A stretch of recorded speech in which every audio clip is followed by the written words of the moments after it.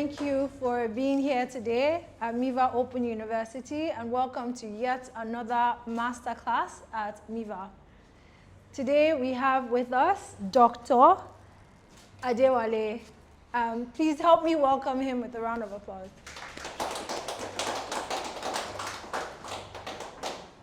Dr. Adewale is the founder and chief visionary officer of Digital Encode Limited, and is a leading figure in cybersecurity and digital trust in Africa. I mean, he has over 58 international certifications and has been recognized with numerous accolades like the Forbes Technology Council and the prestigious Forbes Best of Africa Outstanding Digital Trust Leader in 2023. Please, I think that's... Dr. Adewale is the first PECB certified data protection officer and lead pen trust professional in Nigeria, as well as the first EC Council licensed penetration tester and certified blockchain expert in Africa. He holds a Master of Science in Cybersecurity from Liverpool University, an honorary doctorate from Trinity International University of Ambassadors, and is the first professor of practice in cybersecurity at Miva Open University. That's not all. With expertise in cybersecurity, data privacy, penetration testing, and IT governance, Dr. Adewale has advised governments and contributed to global cybersecurity standards. He has spoken at over 150 conferences. We're so honored to have you here today. Workshops and seminars all across Nigeria, Africa, and globally. Additionally, he's a member of the Cybersecurity Advisory Board for Lagos State and a platinum team member of the Open Source Security Testing Methodology Manual. He's joining us here all the way from Lagos, and we're so grateful to have you. Thank you. Yeah, thank you for having me. Thank you. All right. So today's masterclass really is about, you've had an illustrious career in the cybersecurity space. Thank you. And so it will be really beneficial for our learners here in person, the ones who are joining us online, and the ones who will watch this when we have it on YouTube later, to just learn about how to themselves build a successful career in cybersecurity. And I reckon some of these learnings would be applicable, across other career industries. So you can get into it. All right, thank you. So I'm excited to be here. Yeah. All right, wonderful, wonderful. Okay, to get us started, a quick icebreaker. What is a common misconception that people have about cybersecurity when they hear it? Wow, common misconception.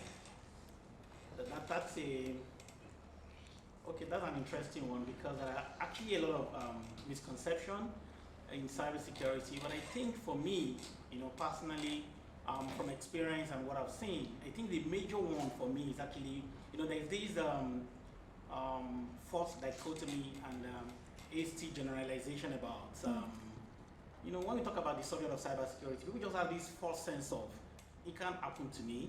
And then cybersecurity is for big corporations, the banks, I don't have any money to lose. So most of the time you see small businesses, individual like me and you, just feel when each time they talk about the subject of cybersecurity, they just close their mind.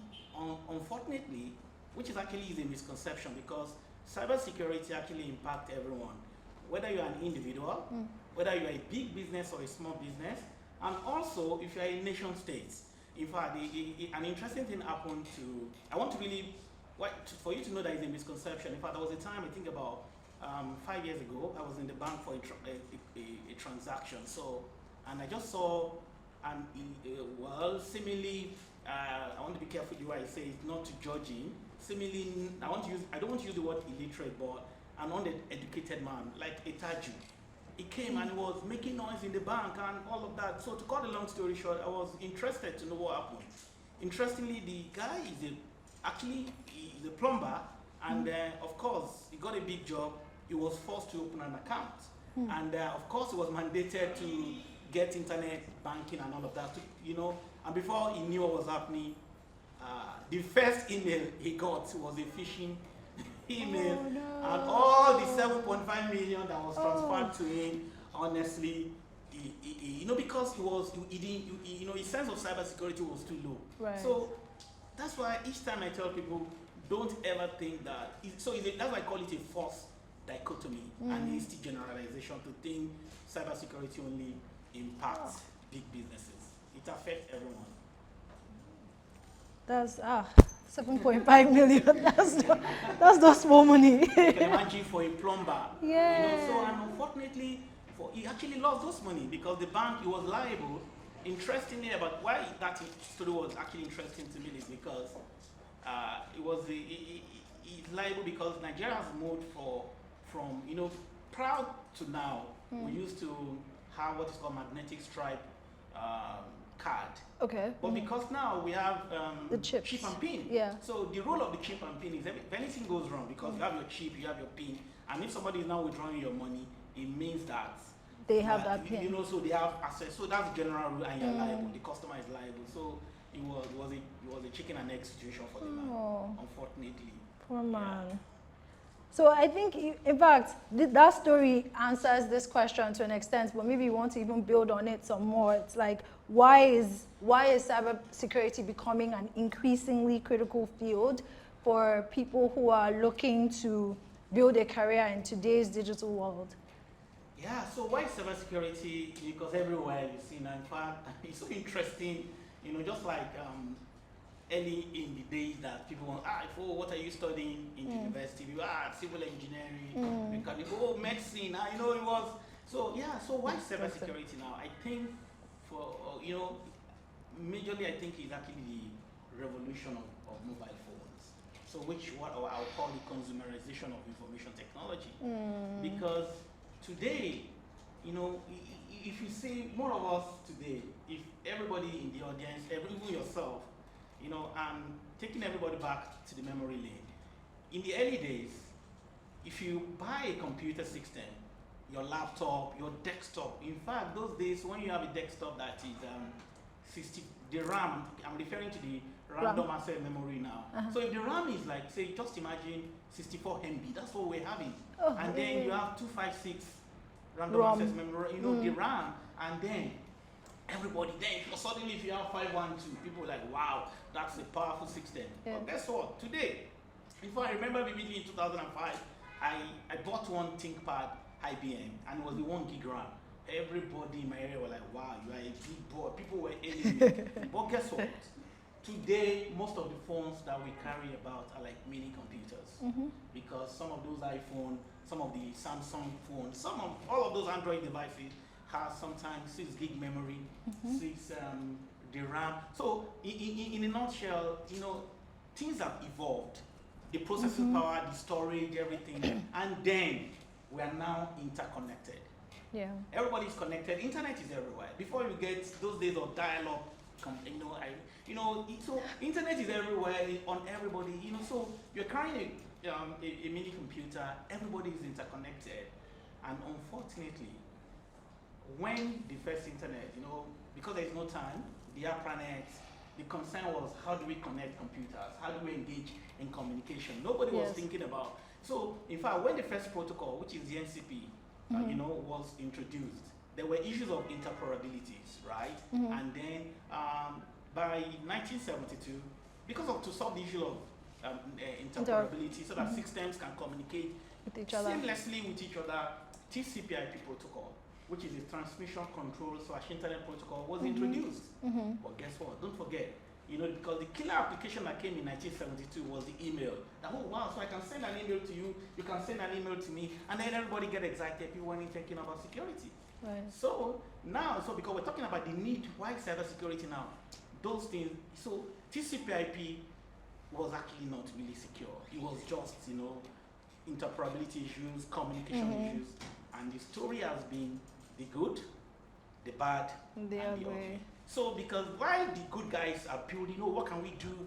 to leverage on TCP/IP protocol, the internet, the email, and then most of those services were not secure. In fact, services like Telnet, in fact, we call them unnecessary services now in cybersecurity. Telnet, even FTP, file transfer protocol, all those protocols were not secure, and the bad and the ugly is the bad guys too were not like, okay, and they started to do the wrong thing.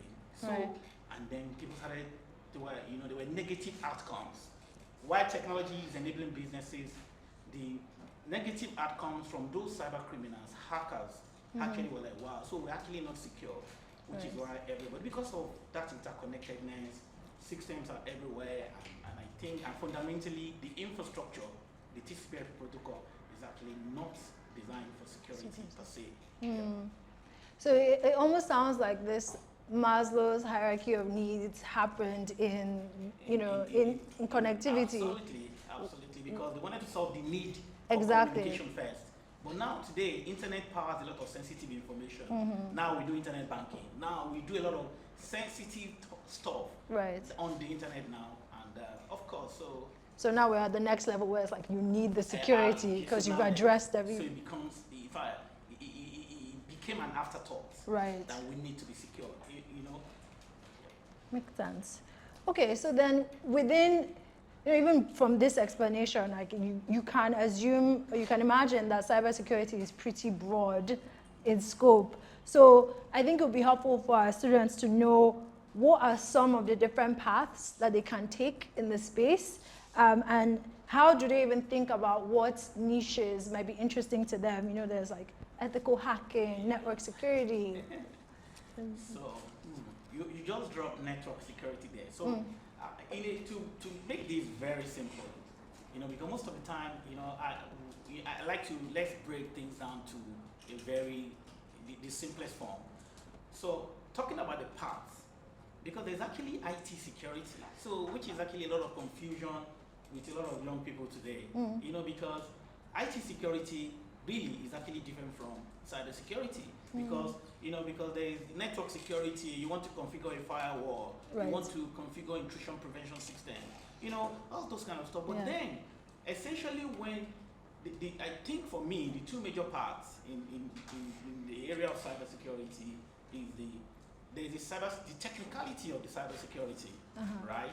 And then there's the governance, risk, and compliance. So when you talk about the technicality, of course, so yes, you mentioned ethical hacking, but we call it penetration testing.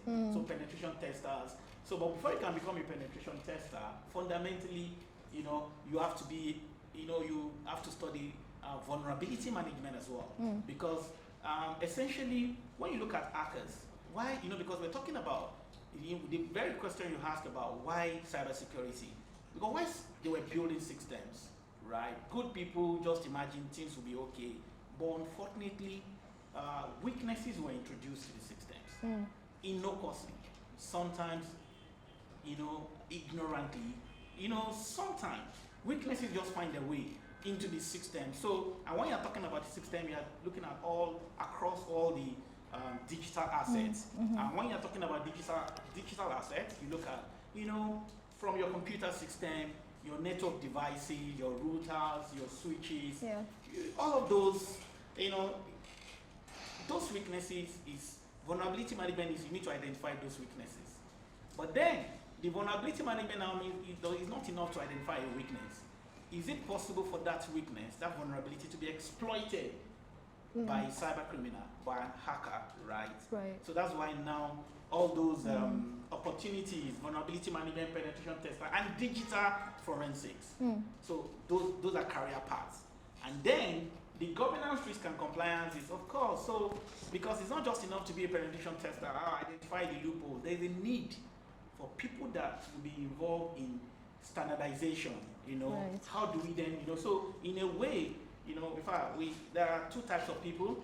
So you now need to know who are you. For instance, generally speaking, we have the right brain thinkers and the left brain thinkers. Though research had it that every human being, Has both. you actually use both. But just that the degree at which It's dominant. is dominant is Yeah. less. So if you know that, oh, you're a right brain thinker, you like to, because right brain thinking always very curious, always question, Yes. why is this thing like this? Why? Yeah. So those kind of people, if you have that kind of curious mind, you understand that is always, challenging the norms. You understand? Because it could be, why should we, what says the rule that the water should stand like this? Do you understand? Should we put, exactly. So and that's what penetration tester. So if you're that kind of person, honestly, penetration testing, ethical hacking, or digital forensics is good. But if you know that you are you have more, the left brain thinking is more dominant, honestly, most of the time I advise them to go for governance, risk, and compliance, because that is standardization. It's very objective. This is what we need to do. Oh, there are controls. You understand? That's why in information security, cybersecurity, those standards just give you prescriptive approach. So and I think so. Those are two major parts. Of, that I think the opportunities for young people, not just in Nigeria, globally, right? Globally. So the governor and they are very, and I say this, the fact that because for the challenge with the young people, sometimes like, if I'm a penetration tester, maybe I will earn more money, that. Nah, I don't think so. Honestly, and I can say this anyway. What is key is whatever path that you choose. My advice to everyone, most of the time, most of the people that I mentor is to say, always have a determination you want to be in the top 10%. Top 10%. Top 10% means you know it. You understand. And honestly, so whatever part is profitable. Right. Yeah. I'm very thankful that you explained the paths using the left and right brain. It's not something that I've heard often. I don't know if a lot of people here have heard it. So that's really helpful. So I guess on a fundamental level then that would cut across both left and right brain, what are some of the key things that you think a person who's starting out in a career, maybe key skills that they should be thinking about? That's one side of the question. The second side of the question is, if someone is non-technical, and I'm putting them together because the answers might, flow together. If someone is non-technical and they want to break into cybersecurity, what are some things that they should be thinking about doing first? Interesting. I really love that question because honestly, this question that you ask, we can spend days, hours arguing. Because why I said I love the question is, I have my opinion as well, and I can tell you, since this is going to be streamed, people have different opinions. In fact, in cybersecurity, essentially, when you're talking about what skills do I need to have, there are plethora school of thought. Right. In fact, some people think, no, you need to be technical. You need to, and they so the fact, and those school of thought are always extremes. Some people think everything about cybersecurity is technicality of cybersecurity, breaking into system, right? And some people think, no. In fact, a lot of times I'll be reading articles, on my phone, and I'll be laughing. I saw one guy wrote, you don't need technical, you don't, they go extreme too, from, you need technical, and from, you don't need technicality to come into, and then some people start to say, certification, you don't need certification. They will rubbish certification, and some people will say, all you need is certification. And then the last one is, do you need a formal education too for cybersecurity? And some people say, you don't need. So now, if this subject today is talking about how do you build a successful career,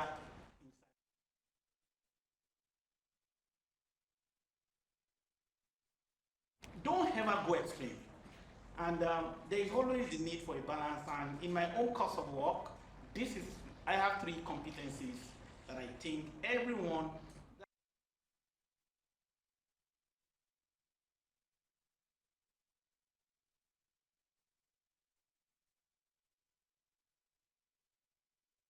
is skill-based, right? It's skill-based. You need, of course, for those people of the school of thought to talk about whether it is even now, interestingly, whether it is the technical part of cybersecurity or the governance risk, you need the technicality. You need hands-on. You need to know it, right? there's no game saying, you need the practice. Imagine, look at all these cameras, and you need to be able to, know the technicality, how it functions, how it works, and all of that. Yeah, so that's why I call it functional competence, which is the skill, practical skill base. But that is not enough to be successful. Yeah. So if you want to make 6 figures, like some of us, right? Whether you are building a career or you are running a cybersecurity business as well. So the next one is what I call cognitive competence. You can see from functional competence, which is practical based, then is the cognitive competence, which is theoretical competence. Because sometimes you need to understand how things work. Theoretically, what because there's no time, there are different concepts in cybersecurity. You need to know. And I usually give this example each time, and I get asked this kind of question. So there was something that happened to me early in my career. That was true life story. I think this was 2002. Okay. So I was working in an organization, and there's this guy. He was actually the boss, like he was in hierarchy. I wrote my first certification in the year 2001. That's Microsoft Certified Professional. Okay. I've always been a certification guy. The curiosity to learn by reading. Yes, some people can do research by just reading, but I think what has worked for me is I like to write certification. So in that time, the nitty-gritty of a Microsoft operating system, I've read it in the book, during the certification process. So one day, we went in the office, and this guy was doing a general backup of the system. And while he was doing because he's senior in the hierarchy, so while he was doing it, I was just beside him watching what he was doing. And then all of a sudden, a file, because he was searching different system files, operating system files to be specific. And one file just came, NTLDR, just came. Guess what? This guy is practically, he knows the job. I'm not doubting, his practicality is not in doubt. But I was shocked. He saw that file, he didn't know what it was, and he just thought it was just any normal file. And he wanted to delete it. I screamed that no, because I'm talking about cognitive competence now. I know the theory, I know the practical. So I now said, no, that's a system file. If you delete this file, this system, he looked at me, disdainfully. Let me even use the word. What are you talking about? You know this job more than me. He deleted the file. You know what I did? I was the longest lunch I went for, because I was 1,000,000,000% sure that system is not going to start. I went for lunch. For almost, normally our lunch was 1 hour. So I don't call myself short.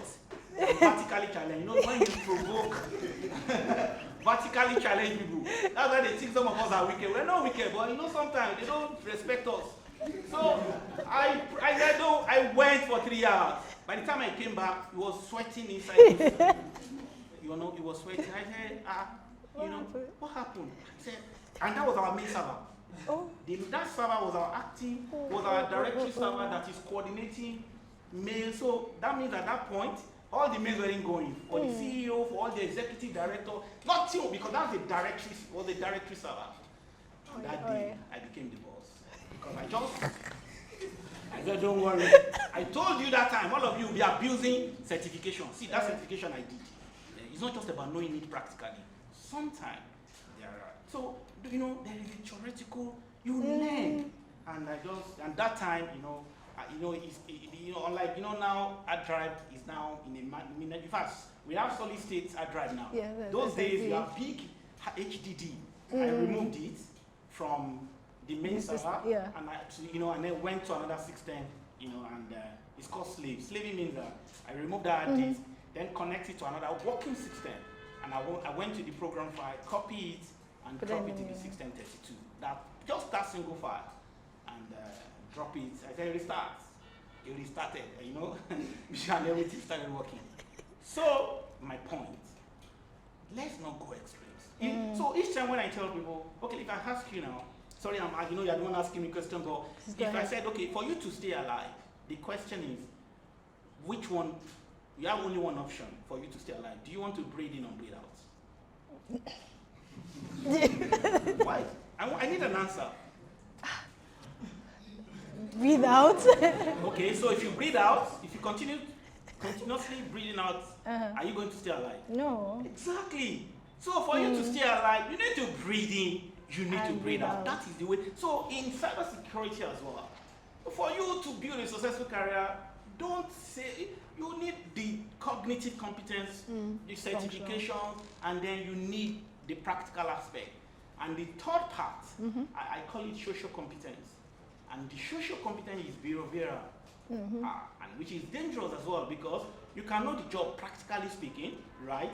You can have certifications, because the social competence is behavioral, because it has to do, that's why they call it ethical hacking. Right, because you have to be ethical. Yeah. Because most of the time, if you don't have integrity, if I've seen a lot of young people, all of them wants to learn penetration testing today, and then they try to, you will see like 2, 3, 4 vulnerabilities, and you keep one to yourself to say later. In fact, so integrity, how do you engage with people? That's why it's social competence. Because sometimes too, you can see a vulnerability, how do you communicate it to the top management? It's not just being technical, because you see a vulnerability and you cannot communicate. In fact, to build a successful career, sometimes some people has even mastered the social competence. But they know that you're very good with the job. You've done the job. They just take your job because they have learned social competence. Then they'll go and present it to the management as if they own. So the only thing that you'll be left with, you'll be disgruntled, and they will not mention your name. So for you as an individual, you need to learn those competencies, and then don't ever go extremes. And I think with those 3 competencies, and don't forget emphasis on integrity. That's the social competence, and then the social competence gives you open-minded, in fact, it's not even, sometimes we say continuous learning. Right. It is continual learning. There's different, because while continuous is very revolutionary, when you plot the graph, it's just go up.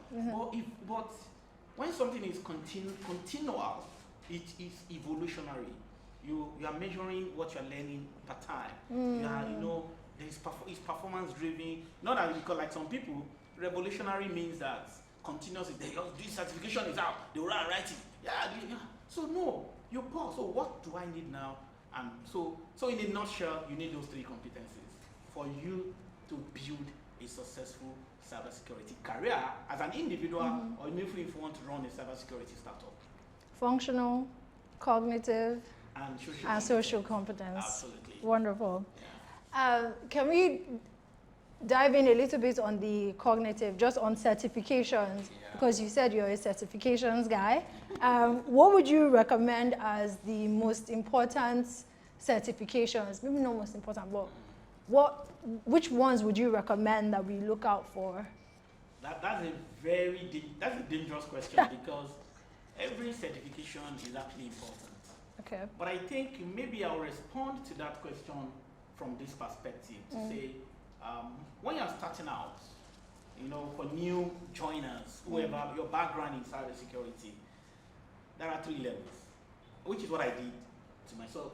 All this I'm saying is in my own dashboard. When I was starting out, I was able to construct a model for myself. Okay. And that model is to say, okay, because otherwise what I'm saying, that's a dangerous question is, if I tell you, CISSP, a lot of people want to start out in cybersecurity, they don't even know anything. They will go and start with CISSP, which is like an advanced knowledge. You don't know anything. So my model is, break it down into 3 circles. Okay. And in breaking it down into 3 circles, you see there is the foundational knowledge. Then from the foundational knowledge to intermediate knowledge, and then the expert knowledge. So for me, at the foundational level, for everyone interested in cybersecurity, honestly, for over more than 2 decades, I think my certification of choice is what I call, I'm not marketing for them, but I'm going to say it's actually Security Plus. Okay. Yeah, Security Plus is from CompTIA. Why am I, even for anyone that is interested in doing penetration testing, vulnerability management, digital forensics, and you want to move to governance, risk, and compliance as well, because it teaches the foundation. It teaches for you to know the historical knowledge, IP addressing, I've seen people who are big, CISSP, then they come for interview, and then you ask them, what is an IP address? Can you log into this system and assign an IP address? And they're looking at you. And they have CISSP. See, so that's why it's dangerous. That's why some school of thought is now saying, is that a certification? Do you understand? So, no. But foundational knowledge means all the rudimentary TCP/IP. You need to understand TCP/IP. In fact, there is what is called the OSI layer. In that OSI layer, you need to understand cybersecurity from that perspective. There's a layer called the OSI layer approach. And in fact, the way I remember about 25 years ago, while I was learning OSI layer, there's an acronym to say how people seems to need data processing. It means that there's application layer, there's presentation layer, there's session layer, there's transport layer, there's network layer, and there is the data link layer, and also there's the physical layer. So when you understand that layer approach, because that layer approach helps you to know, at what layer does all these protocols, we have what is called well-known protocols, 1023 known protocols. Protocols are, things that make things work in the computer systems. Example of protocols are, SMTP, Simple Mail Transfer Protocol, or, HTTP. Before you can browse, there's a protocol. Right. Before now, DNS, if you want to log in, go to the internet before, there's something that is making, when you type mivaopen.edu, something is translating that name to, there is DNS. So that Security Plus gives you that foundation. And then you move, it gives you, for everybody, whether GRC, it gives you that foundation, but don't learn it because you want to just write the exam.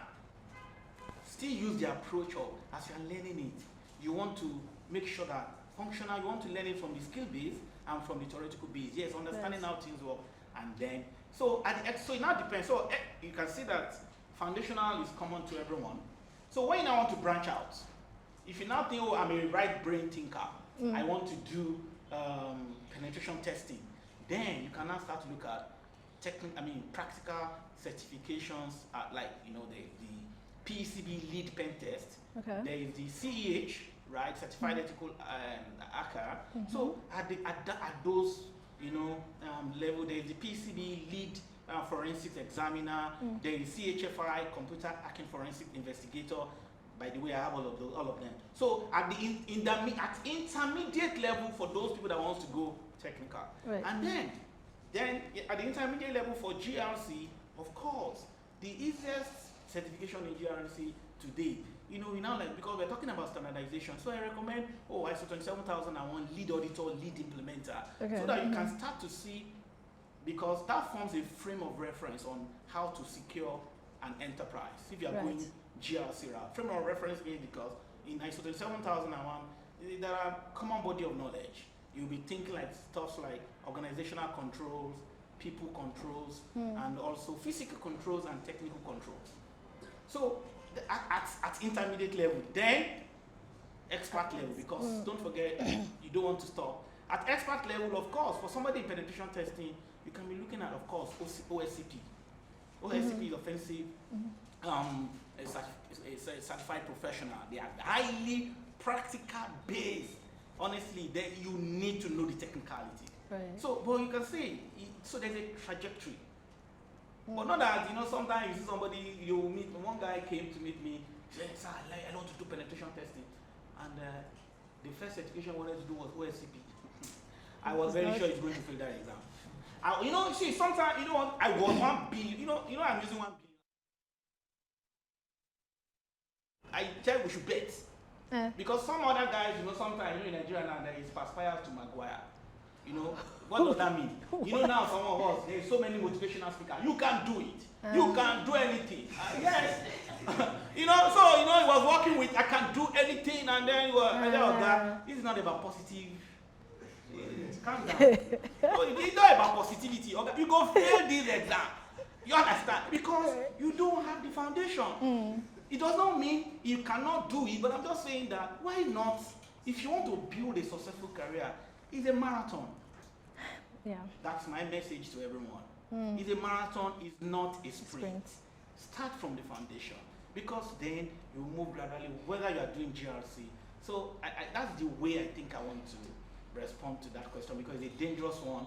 Of course, at the advanced level, you can do CISSP, you can do, there is ISACA season. There is for governance, there is CGIT, there is, there's many certifications, but I think my point is always make sure that you move from one stage foundation to intermediate and then to expert level. Fantastic. Yeah. Before I go to my next question, I just want to remark the way you answer questions is like very system thinking. It's very clear you're an engineer. You go from this layer to this layer to this layer. So that's awesome. Okay, you mentioned social competencies. So now I want to go deeper in that regard. Networking, that's part of that social competency. So in your experience, what would you say are some strategies for folks to connect with others in the cybersecurity field? Honestly, you actually have very intelligent and interesting question, because all these have actually worked the way in building cybersecurity, successful. I remember why networking, relating with others is very important, because nothing great is ever done in isolation. Don't think that because even when you know everything, you can, understand. No, you need to, and I'll give you a practical example.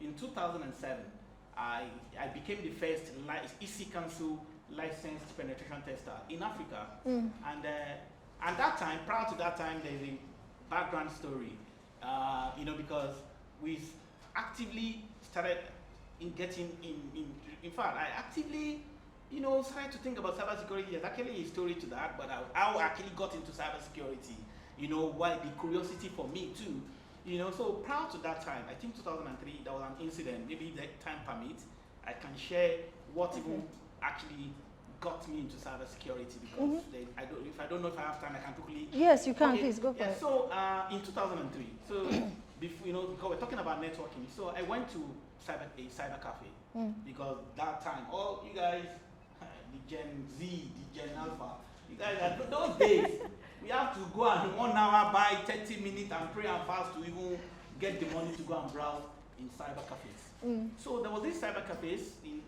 cyber cafe in my area, usual cyber cafe that I went to, usually go and browse. One day, of course, all of us have Yahoo accounts. I went there, and I just opened my mail, and I saw that email for someone, all the courses that you can think of in this world, as in generational courses. I'm telling you a true life story.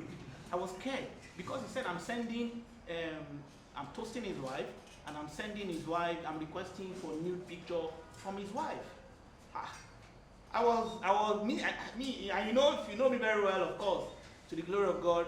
Yeah, not to say I'm born again, and I'm born again in 1989, like me. I was, so you understand, because I was shocked. So when I was thinking, another mail came from another guy. The guy was in the US, so he just told me, Wale, Obadare, blah blah blah, that I got this mail from you. I guess your system has been infected. So if I immediately, because of course, background story, we've been doing system. I used to be a Cisco networking engineer, build systems. So, I started to think that day, in fact, I still have the notes on all my research that day. I got, I was starting to read it. So, because now we're talking about different attacks in cybersecurity, ransomware. Before now, it is virus and worms. They called them malware, virus. Yes. Those were the things that were happening those days. So it was actually a worm, and that worm is actually called so big. So big, it's such a worm that the difference between a virus and a virus and a worm is a worm self-replicates itself, but a virus you does not. So in a nutshell, this mail, in fact, the interesting thing about the so big worm was it has what is called. I want to break it down in the knowledge. So it has what is called. In fact, it propagates itself via email and network shares on the network, and starts to replicate. But the interesting thing is it has an SMTP engine. What's an SMTP? It has what is called simple mail transfer protocol to construct and compose an outgoing messages to a recipient system that has been compromised. So if you have used, so because I have used that cyber cafe, so my email address is in the cache of the Internet Explorer. Right. So that worm has a way, extract it and then starts to do mass mailing, log. So for everybody, and then of course the other recipient to begin, and that was what happened. But the interesting, there's not much story. I started to research, and that was what sparked my interest in cybersecurity. That wow, we are actually very exposed. And the good news about that story was I was the one that helped that cyber cafe. I got a course. I had to help them remove because interestingly, the person that was causing me was actually my friend that worked in the cyber cafe. So when he now saw, because they called me Desmond, it's a long story. So we now saw, so you are well over there. I said yes now. He said, so they were like, oh, so there's a problem. I now told them, I printed all my research. I see, this is the issue. So at that time they paid me 2003, 150,000 naira to help them remove. So now, and that started, the journey into cybersecurity. I was still doing Cisco, but fast tracked when I became, because we're talking about networking, became now licensed penetration tester. Nobody wants, who are you? You can imagine if I have this, I'm this size in 2004. Try and imagine how I was in 2007.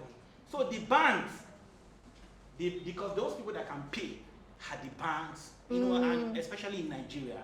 So when you're a licensed penetration tester, you have the certification, so you can see how everything now works. We know the job. In fact, I actually have a partner at that time. He's one of the best.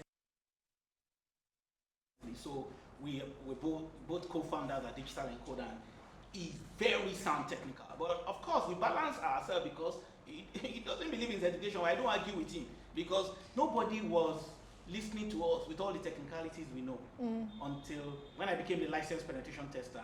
So now that means, because what the certification is, it gives you it makes you like, oh, you are serious about what you're doing. Yeah. But where social competence then comes, even after they said everybody, if I remember when I came back with the licensed penetration testing plan, each time we go for presentation, and I kid you not, every people are wow, beautiful. It was a beautiful plaque. In fact, it was a beautiful. It was as if like an Olympic kind of medal. Wow. But are we still getting business? So one day, importance of social competence, I just stumbled on an association called Information Security Association of Nigeria. I have the curious mind. I use both my right brain and my left brain. That's one beauty about me. So that this thing required what do we, and I stumbled on that association. I went there and I met with the president. In fact, Dr. David Isiawe. So I said, see, I just got back from India. I'm the first licensed penetration tester in Nigeria. And also by that LPT too, I was able to go to the US at that time, partner with one of the best vulnerability management tool called Qualys. I had that partnership as at that time that we can come and do a demo. Do you know what he said? He said, are you serious? Just got back from the US. I saw show him the plaque. He was like, don't worry. Next meeting, come and present. And that was it. So while my partner was doing the technical presentation, I was, that this is the problem. I doubled another presentation on what do you need to do. So it was a fantastic combo for all of us. And the very first time, you can imagine. So all the bands that we have to be going one by one to market, all of them were in the room. And we're able to demonstrate our competence through the social competence. So when I said from the beginning that you cannot do any great thing in isolation, so that's why. And there are so many of them now. Many, like Information Security Society of Nigeria, there is the Cybersecurity Association of Nigeria, there is ISACA. So for someone intending to join those, and they help to open your mind to opportunities when you're a member. Of course, some of them you have to pay as a member, but it just opens you up. And if you are not at that level that you can't even join those membership, that's why sometimes internship comes. Mentoring comes, but the problem today with a lot of people is everybody that knows me, I have a slogan that knowledge don't jump on people. And I'll say it again, knowledge don't jump on people. And but the challenge is, and somebody said, I was listening to somebody's video saying that the dangerous combination you can have in this world is when you are poor and proud. It's a dangerous two piece. So some of those people that say they want to learn, they are not even, so in fact, a lot of time I say, humble yourself to learn. Sometimes somebody doesn't know something, be using style to ask you questions. Even those people that they will know that, you better come straight. They want, so you need to learn. And then sometimes too, offer yourself. I was shocked to say where I started off. Yes, I wasn't getting really paid where I started my own career. I offered to learn. I was so engrossed with learning and all of that. But today, somebody wants to do intern. If you tell them that you want to even give them some stipend to cover their transportation, they will tell you they want to earn 500,000. And you know what I used to tell them? I used to say they will learn in a hard way. So you cannot, so you cannot overemphasize all those sacrifices. Right. You know, mentoring, and then so a lot of times I get a lot of mentoring platform that existed today. And mentoring doesn't have to be physical as well. It can be virtual. Join forums on the internet group. That's why some of us have learned too, because there are some forums that will even walk you through on how to do. But the challenge is you still need to be involved. That knowledge will not jump on you. It takes a lot of sacrifice to even join those forums, learn.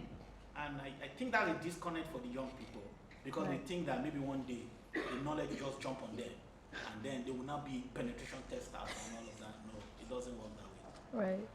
Yeah. Okay. So before we wrap up this section, I just want to ask if there are any platforms, newsletters, websites that you go to stay up to date with the advances in the cybersecurity space. There's so many of them, and I want to avoid being, if you Google today, Google is your friend. If you just say, believe me, there are a plethora of them. You understand? So there are a lot of them. So without being biased, to be able to say, okay, this platform, because even in fact, starting up, not even with the advent of AI now. Right. In those days, in a digital encode where where I work, we say that Google is your friend. You understand? There is Google University. See, that's one university that. And YouTube University. And YouTube University. There are a lot of things. You understand? I use some of it's just that most of the young people don't want to. They don't want to burn the night candles. And they think that they're in the. I'm sorry, I'm not trying to. They're in the age of microwave. You cannot microwave your way to knowledge. You need to be disciplined. You need dedication. If I call it 3Ds, I call it 3Ds. Number one, determination. But determination is not enough. After determination, you need dedication. And then after dedication is discipline. Because it's not all the time that you'll be motivated. So it's the discipline that will not keep motivating you to say, no, okay, I learned this thing. Oh, okay, but I still don't understand it. Right. Go back, print it out. If you cannot print it out, think through it, then walk straight. If I tell you some of this I've done, sometimes when I don't understand something, I will go. Those days, and it's not about money, because before these days they now tell you we don't have money.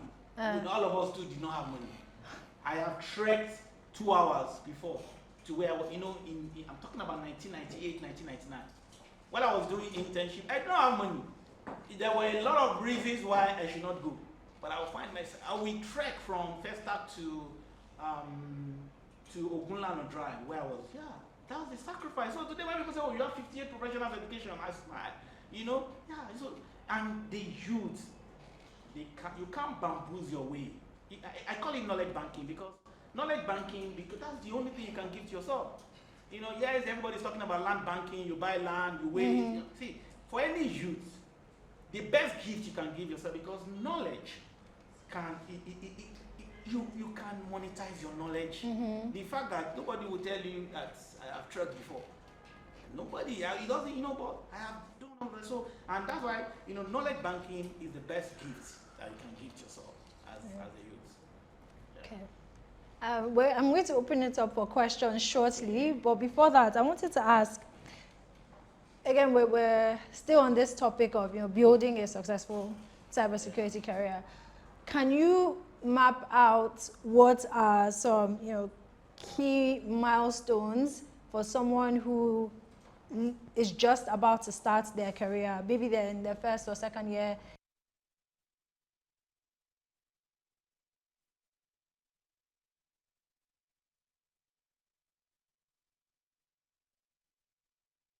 And you're actually thinking about cybersecurity. Honestly, I think you need to understand the working of the systems. Yeah. And when I'm saying working of the systems, that's a generic name, because in systems, of course, you have the applications, you have databases, you have network devices and all of those things. You need to understand how they work. So if you're in the university, to be honest, the first in terms of milestone, my first recommendation is for you to even go and learn, because that CompTIA Plus actually has a certification called Networking Essential, like fundamentals of networking. Understanding, so when you understand that, because you're still fresh, you have time, but don't go and be learning OSCP, because that's what you see all of them. They want to learn OSCP, they want to break into system, you have time. Learn networking essential, move to security plus, and then start to advance like that. Because that helps you to build that foundation of understanding, which is very pivotal as you build your knowledge bank. Okay. All right. I'll open it up for questions. If you have anyone here in the audience. Yes. Okay. Shagun, please go ahead. First of all, thank you so much, sir, for everything you said today. You made mention of the three competencies that you need: functional, cognitive, and social. Now, functional and cognitive have a clear way. You have a clear way where you're going to learn that. But how do you learn social competence? How did you learn? You learning every day. Be truthful. For every time, and I'm going to say this is, in fact, the totality of social competence is actually integrity in cybersecurity. Because cybersecurity will expose you. Especially people in penetration testing. Ethical hacking. You will see sensitive data, and that's why there are classifications of white hackers, gray hat hackers, and the black hat hackers. The black hat, of course, they are the bad ones. But sometimes, if your social competence is not good, you can be white in the afternoon and black in the so that's why they call them gray hat hackers. So integrity is the foundational. You have to have integrity, which is the reason for certification. Because so that's why when people argue today, because those certifications, the first thing is ethics. The ethics of cybersecurity has ethics of the profession, right? And that's what because the certifications have you to because you have to fill a form when you're writing those exams that you're going to be ethical, you're going to be this and that. So you have to learn by telling yourself, and then yes, I hear you. And one other thing is it's learning emotional intelligence, because you're relating with people. You understand? I've actually done courses too in emotional intelligence, because I didn't just become what I am today. So, and because social competence are soft skills. Right. Yeah, sometimes if I tell you that I used to be very shy, you won't believe. I'm sure it will shock you. So, but I started to, every day I engage young people, and it starts from what you have done today. Everybody knows me. I used to be very shy. But when I go for any event, I am just like you. I will make sure I raise up my hand to ask questions. Sometimes people will laugh at you, but what you're doing is you are building your words, your social competence. Yeah. And then you're relating with people. You will get feedback. Somebody will say, I know you don't know how to talk to people. That's the feedback. Then you know, how do I need to talk? How do I need to be able to talk to top management? And you start to learn all of those things. You actually learnable as well. Yeah. Thank you. Wonderful. So in the back, yes. Okay, you can go. Good afternoon, sir. Yeah. My question is based on incident response. So can you walk us through the line of actions you would take in case of a cybercrime? Okay. In terms of their order of response and how quick you can be able to resolve them in any case of a cybercrime in an organization? Okay. Awesome. So so I would say cyber attack. Because when it comes to cybersecurity, attacks can come in different forms, right? And the beauty about it is there are actually different frameworks. Frameworks are that will guide you. These are the steps, and there's a framework called the NIST framework. In fact, after this, you can Google it. That gives you just a very simple for approach on how do you do incident response, right? Number one, you need to, when an incident happens, the first thing you want to do is you want to prepare to know for that incident. Preparation is the first thing, and then at the end of the day, after preparing, according to needs, is okay, you prepare, but you want to now look at, okay, this thing that has has happened, how do you detect what has happened? So there is the detection from preparation, detection, and then an analysis. Because you need to know, and because I need to, in incident response, to before a cyber attack or an incident will happen, guess what? Fundamentally, what you need to know is any system can be digitally invaded. If there are four factors: architecture, design, implementation, and operation. We call it ADIO. So when there are vulnerabilities across those four factors, then a cyber incident will happen, right? Whether through people, process, and technology. So that's why preparation is very important. You now need to detect what vulnerabilities, because, and I want you guys to know today, hackers are not spiritual. Don't think hackers, because sometimes we all work with, those hackers, yeah, they are bad. But for a cyber attack to have happened, it means that there is a vulnerability somewhere that those hackers are exploiting, whether through people, through the process, or the technology exposed on the internet. So, which is why you prepare, you detect it, you analyze, and when that is done, then you have to contain. You have to contain that incident, because you don't want the incident to, because sometimes when cyber attack happens, those guys are so smart. So when they get in, they want to cover their tracks. So and then so that they can still exploiting, and then so you want to contain it so that there is no further spread of the incident. So when you contain it, then you need to eradicate and recover. And the last part of the process is what is called post-incident analysis, because there is difference between correction and corrective action in incident response. Correction is,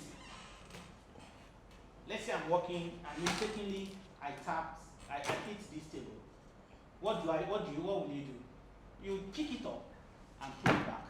That's correction. So that's why post-incident, but corrective action means that, I'm working, maybe I stand up, then I hit this table and the table drops, the bottle drops. So corrective action is I want to know what's the root cause analysis. Because somebody else will still come and sit here.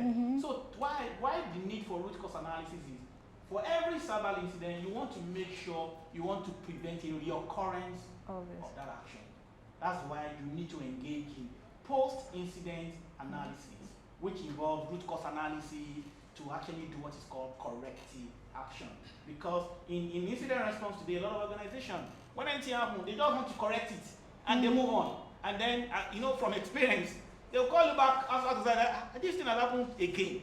Why? Because they were just interested in correction. And I hope you understand that's the process for me when it comes to cyber attack. Yes. All right. So we have over there. Good afternoon. Good afternoon. This is something I've been thinking of for a very, very long time, and this is the right time to ask the question. It's not really something we've talked about today.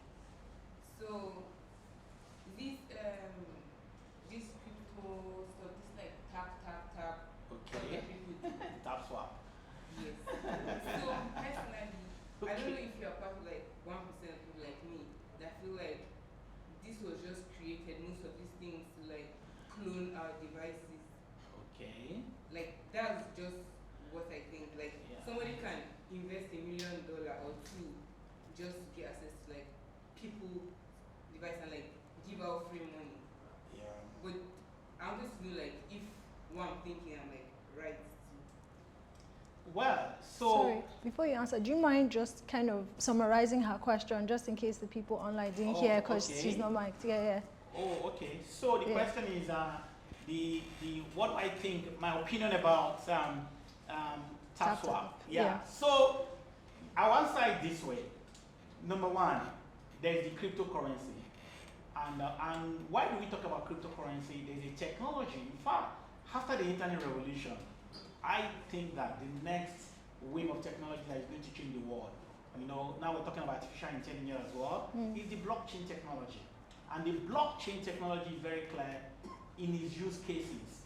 There are diverse use cases for blockchain technology. Right. So as youths, I think we need to shift our focus on the technology itself because there are different use cases. So, but because of for the purpose of your question, cryptocurrency is just one of the use cases of the blockchain. You understand? It's not the totality of blockchain. So it's like you're talking about cryptocurrency like money over internet protocol. Now, if you go today to the way you can know some of the well-known cryptocurrencies, if you go to a place called CoinMarketCap, you will see all of the cryptocurrency. But of course, don't forget, for every technology, there's always the good, the bad, and the ugly. Of course, so for me, I didn't do the tap swap, I won't lie to you, because I didn't understand the economic of scale. Because, yeah, so you may be right, because sometimes, don't forget, those guys need system resources. So, and there's a way they are getting everybody's system resources all over the world to generate all of those things. So, because they are just tapping, and they say it's generating something for you. Personally, I didn't tap swap because I couldn't see, it doesn't make any sense to me. Right? So, that's why I will, understand. So, if I want to do cryptocurrency, I will look at that CoinMarketCap. Of course, some other Telegram channels, because you need to know what problem, because see, one thing you need to know about technology is this. Technology solves two problems. It saves you money. Technology performs two things. It saves you money and solves a problem. Okay, tap swap, what problem is it solving? Even when you want to buy a cryptocurrency, you need to know what problem, what value is it bringing. So I think that can guide you. So next time, because some people might say in the future, they will monetize it. For me, I didn't do tap swap. But does not mean that we should not expose ourselves to the underlying technology, which is what? Blockchain. All right, okay. We have one question from online, and then we'll come back to in person. So this is from Remagius Efyong John. She's a cybersecurity student at Miva.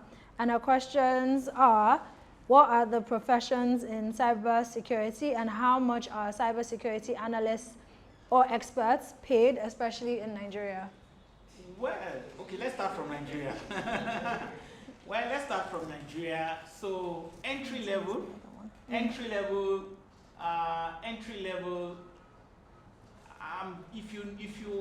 If you follow those all the competencies, if you don't take anything out of this session today, because I'll be watching out for all of you. Don't worry, I have right brain thinking. So I'll be watching out. In terms of so those competencies are tripod. What happens have you seen a tripod stand before? Yeah. So if one of the legs is not working, what happens? There's no balance. In fact, you can see it. Tripod. It has to be balanced. So for this thing I want to say is applicable to people, because I just did an interview now for over 100 people. They came. Despite that, we put all the requirements that we were looking for, right? For you understand, people, about almost 75% still came because they just think that we just give them the job. So when I'm talking to people in this guy, you are not part of it too. You understand? So, but when because some of them as basic as you mentioned social competence. You are going for an interview. Even me coming here, I have to check Miva. In fact, my distinguished VC, what I know about him now, it will even shock him. I know Mr. The Registrar. I've done, because my you understand, you do research, you do all of that. You can't even go to those websites. But if you have done all of that, you go for an interview. I think right now, because of the state of economy, an entry-level salary, I think you can get from 250 entry level. You understand? Entry level. But guess what? As you move from those entry level, if you have experience, I've seen people get millions. And I'll be honest with you, cybersecurity, you understand, in Nigeria. Of course, when you travel abroad, the entry level is different. And that entry level too, let me say, because some of the young people that I work with that have traveled, they earn as high as $100,000 per annum. But guess what? I have a mentee that I've been, in fact, she's been a mentor, my mentee, sorry, I think I know her as far back as 2010, if my memory serves me right. Today, she earns close to $500,000. $500,000 in the US doing cybersecurity. You understand? Huh? And if you know people that works in that client, for you to be in those kind of level, honestly speaking, you know, so and that's the beauty of cybersecurity.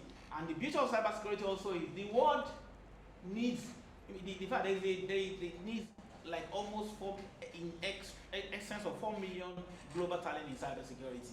Deficit. Yeah.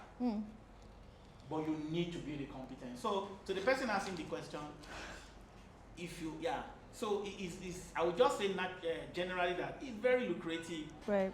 but you need to build those competencies before you start to talk about salary. Fair enough. All right, thank you. Dr. Josephine, you had a question? Thank you so much, Sam.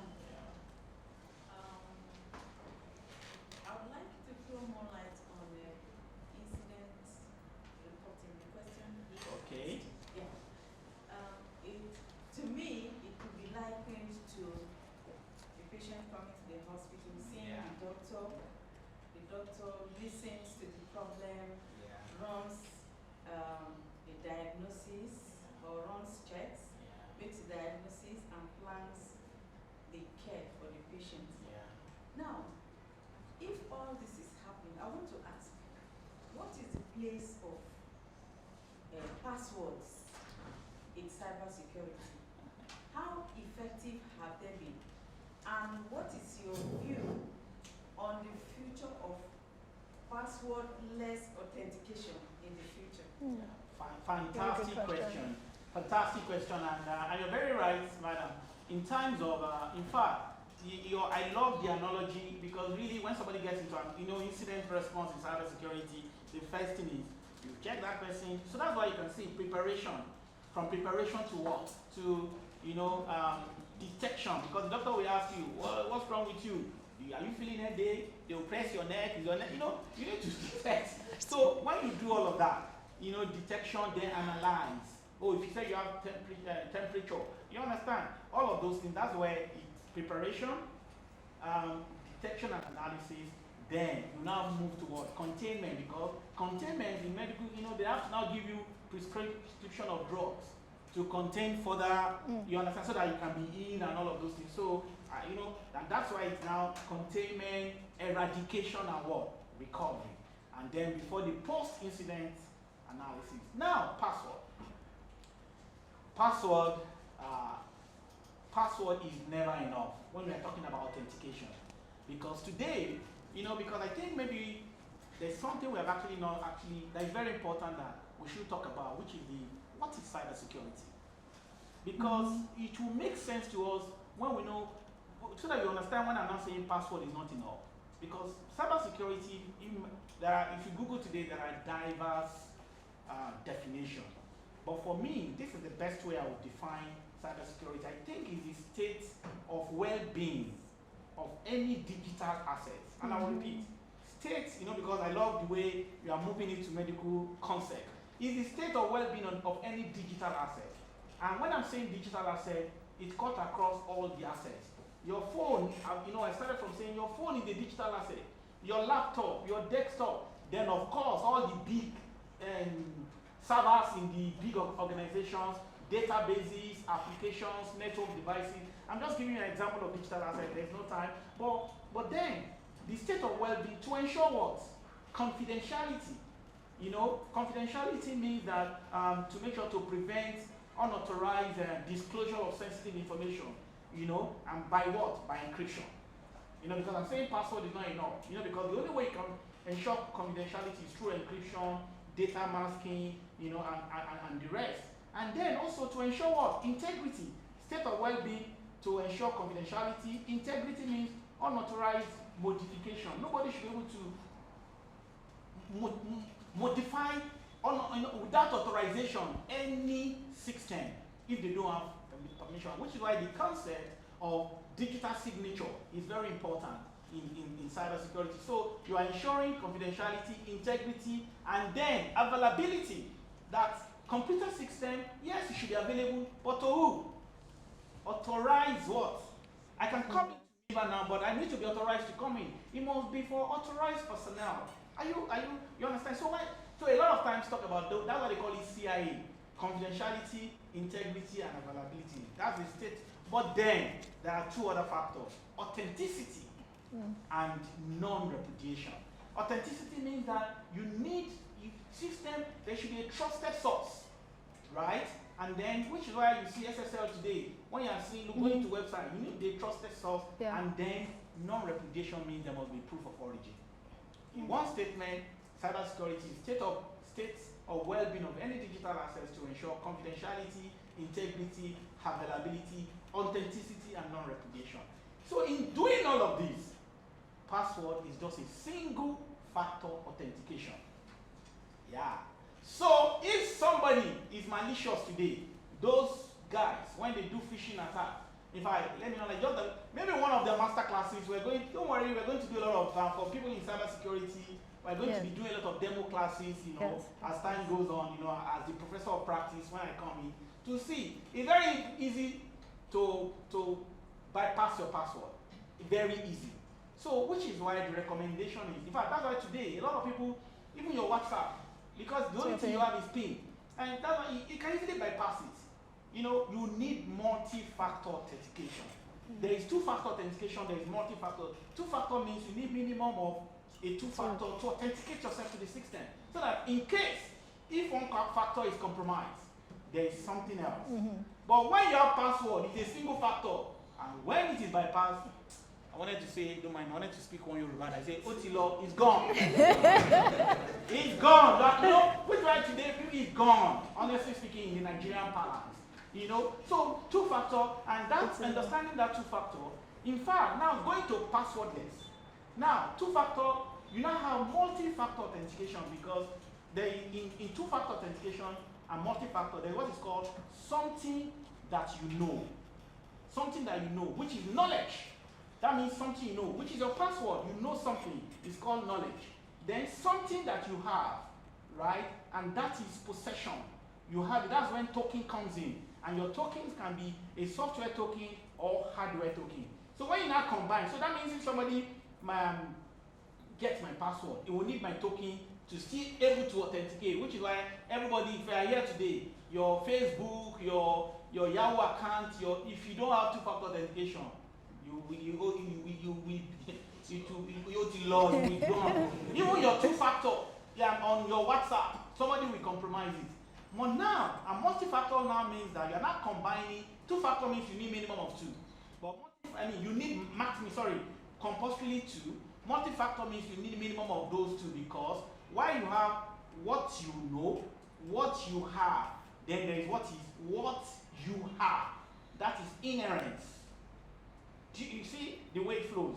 What you know, which is possession, knowledge. That's knowledge. What you have is what? Possession.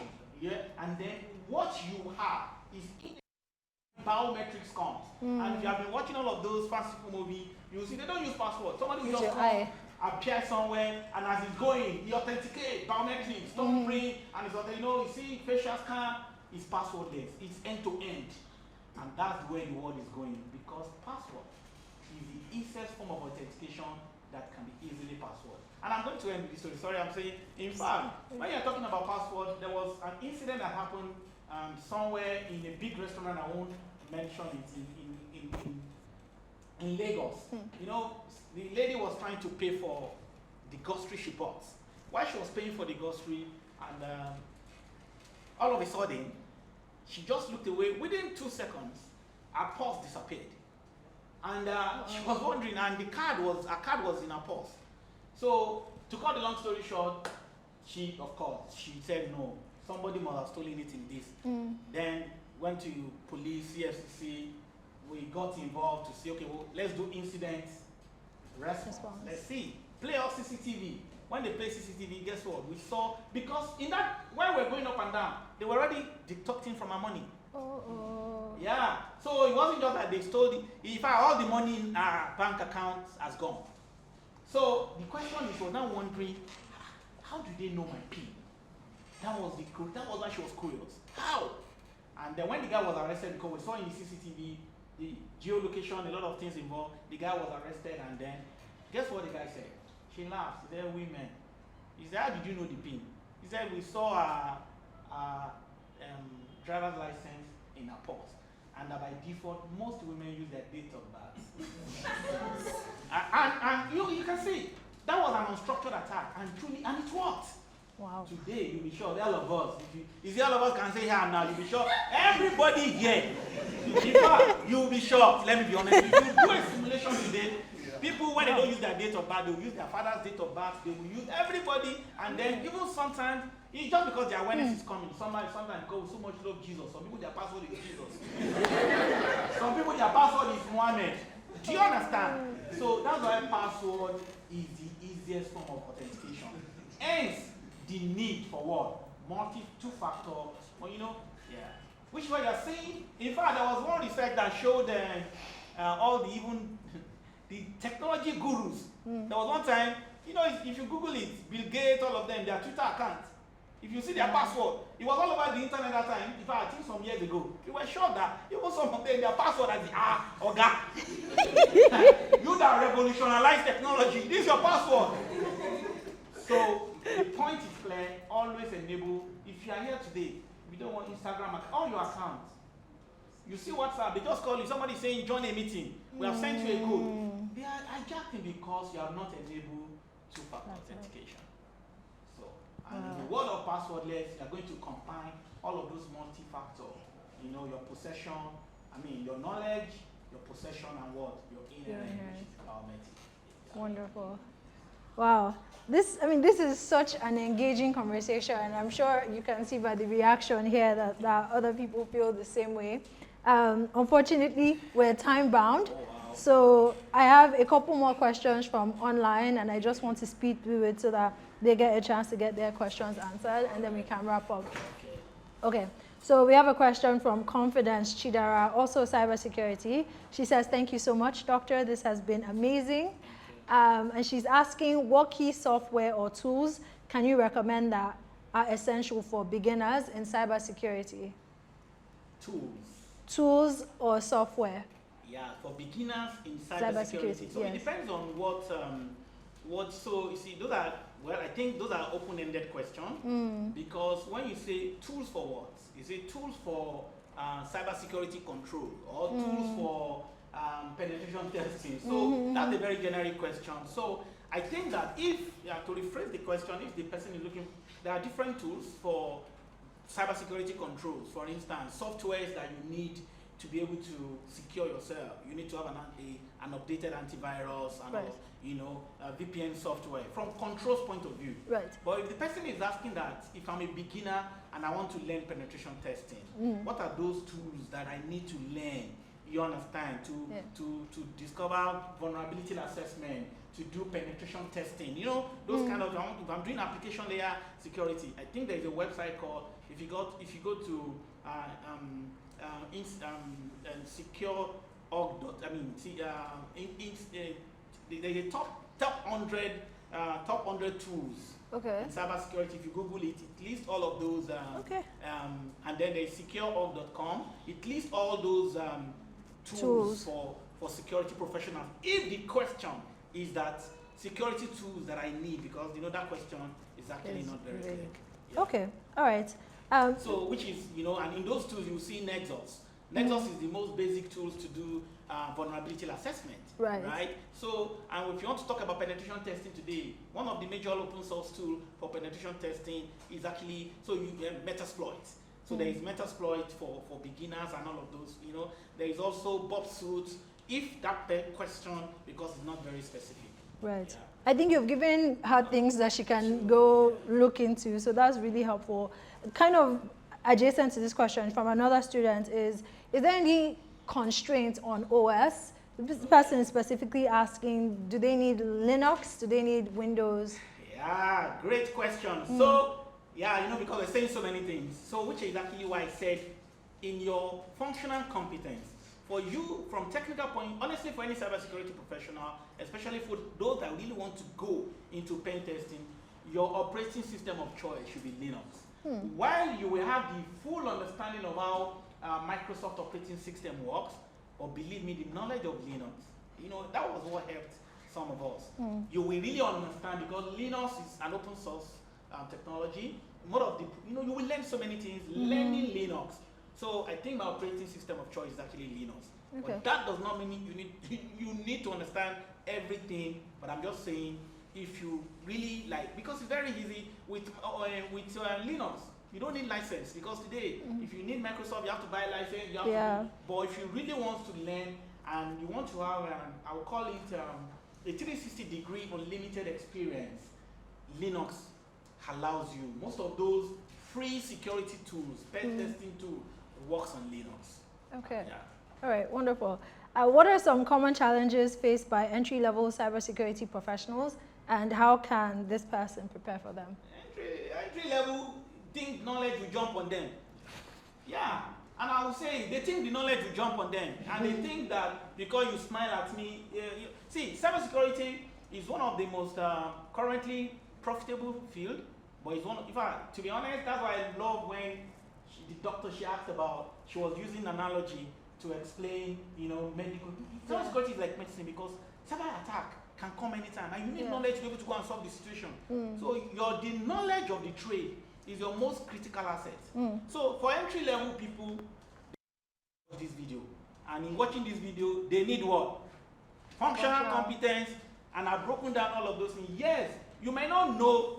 I'm not saying, because there are some new hires that I even have now, not that they know everything, but some of them, when you are grading them, you can see that, oh, okay, this person will understand. It's different from when somebody comes for an interview, and I ask, can you log into a system and assign an IP address? And you are looking at me, and you think that, I wanted to say something, but I don't think this is a good platform to say. And I think that, you think that you can just don't worry, I'll tell you what I wanted to say. So you think you can just bamboozle yourself? No. So beginners, go back to the drawing board. Knowledge, don't jump on people, and be humble to learn. Be humble to learn. Be humble to learn. Now, when you're having mentor, don't think in fact, there was something I showed my staff some time ago for beginners. There's a video. Maybe that will have brought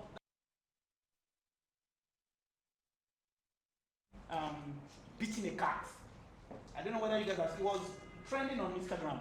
And the inscription was, when you have explained something over and over to your colleague and still they didn't understand it. Have you seen that? So that's how a lot of beginners are. When you teach them something today, which is why because I've interacted with a lot of beginners, which is why I came about 10 years ago, that slogan for myself, I see, knowledge, don't jump on people. There's need for an intercourse to happen, just like pregnancy.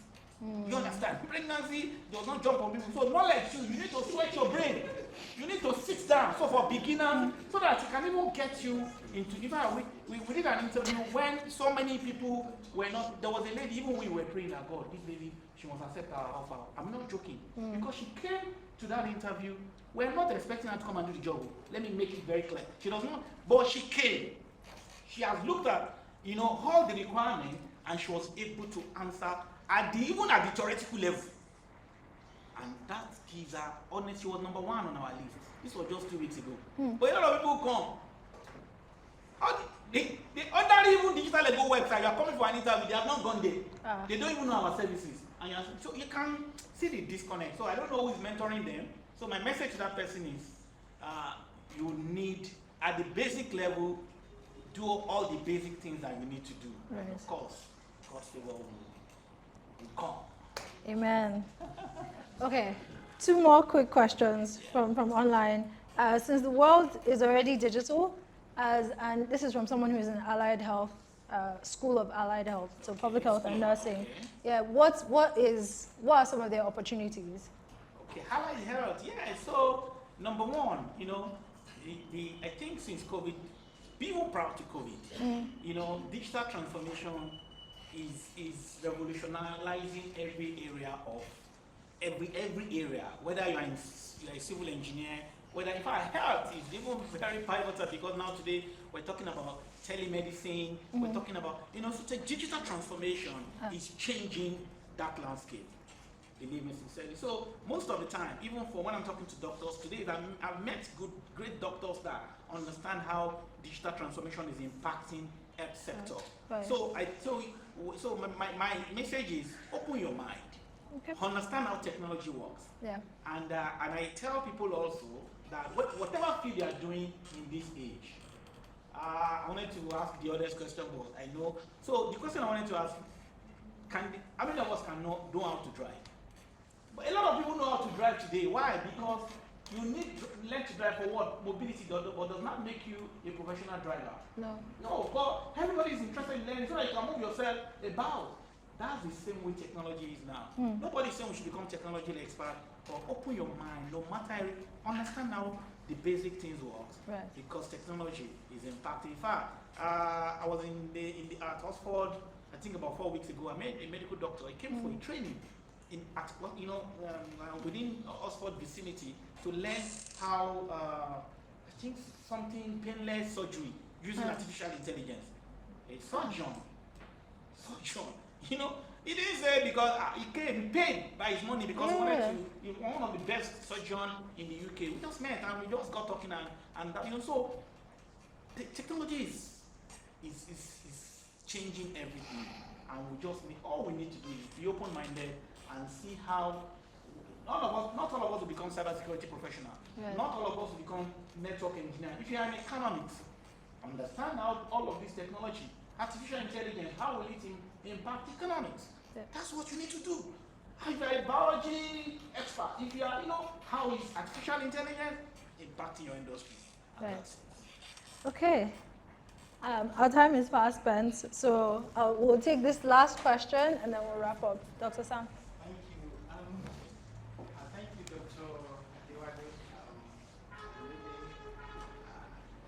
impacted by your this afternoon. Sometimes, you can be very educated and yet very ignorant. You see, when we are learning issues like cybersecurity, we used to think, as you said, why am I so bothered? Okay. I never knew that, I'm so vulnerable. The fact that I'm carrying a phone. Thank you very much for that. And I so much appreciate you for that 2 P's, for and proud. Thank you very much. Yes, I know some of our students here, or who are joining online, are from the perspective of, or from the discipline, other than computer. Okay, you see, in those days, like you said, we just feel that cybersecurity has to do with malware. So what we used to think about is that some tech guys or some computer guys will just formulate something to disrupt some certain things and create a solution again just to make money. So that was our thinking. But sir, from students on the international relations, public policy, and the governance, public administration. You almost hit it by talking about economics. So I was listening to you so intensively. So what are the career pathways for those individuals looking at cybersecurity from that angle of national threat or cyber war? So what are the career pathways for those individuals who are not in the cybersecurity and computer discipline? Wow, and I'm very glad with your question, sir. You know why I'm glad about your question? Because I actually have an evidence. So because when you are saying something, sometimes you go, that man is too loud. I have an evidence for your question. My colleague over there, her name is Abimbola, we came together. She actually was working as a marketer, as a professional marketer before she joined Digital & Co. So she transitioned from being a professional marketer, and today she's one of our best governance, risk, and compliance experts. And when she approached me 6 years ago, I told her the same thing I told her. Let's see, anybody, in fact, in this field, in cybersecurity, I know someone that studied Yoruba.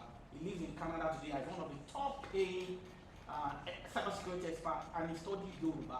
I have biology. But what is key is your openness to learn. In knowledge banking, I was trying to explain a lot of stuff, and I was skipping so many things because I didn't want to. So there's what is called knowledge course.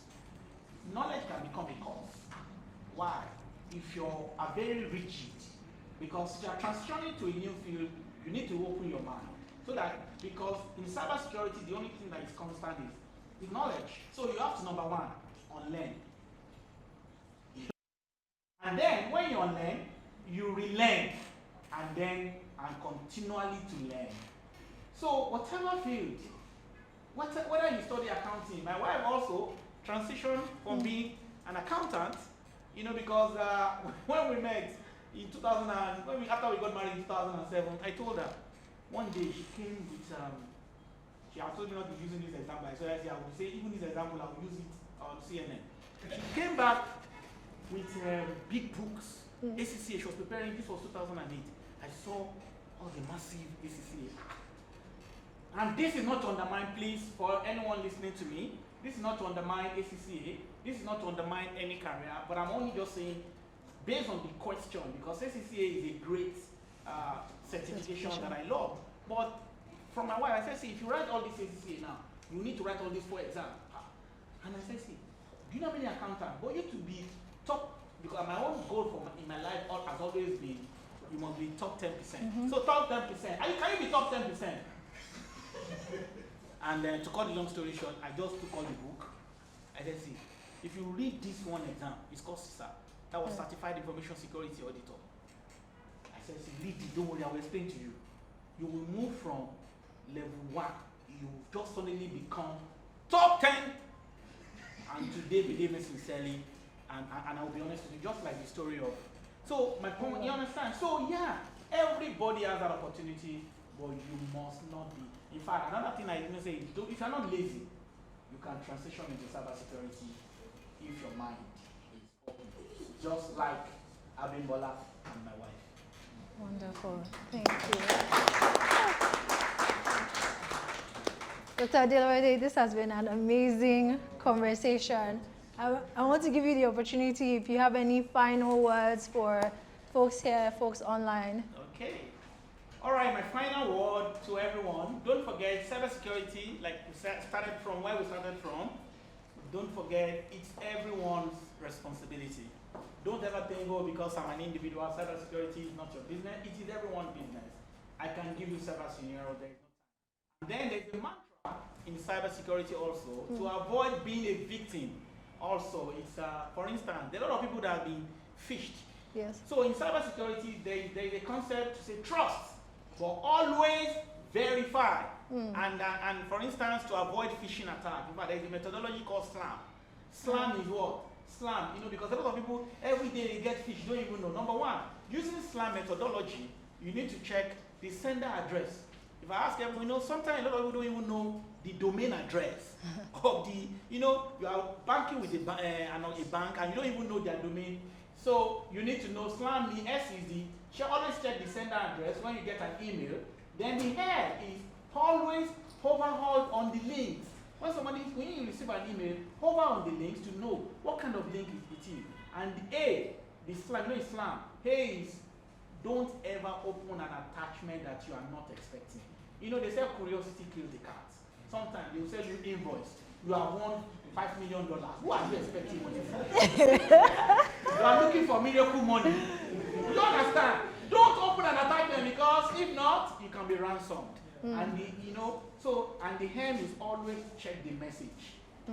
With that, which is why trust but verify. But the process of verification is that SLAM. It will save you from being a cybersecurity victim. Thank you, everyone. Thank you.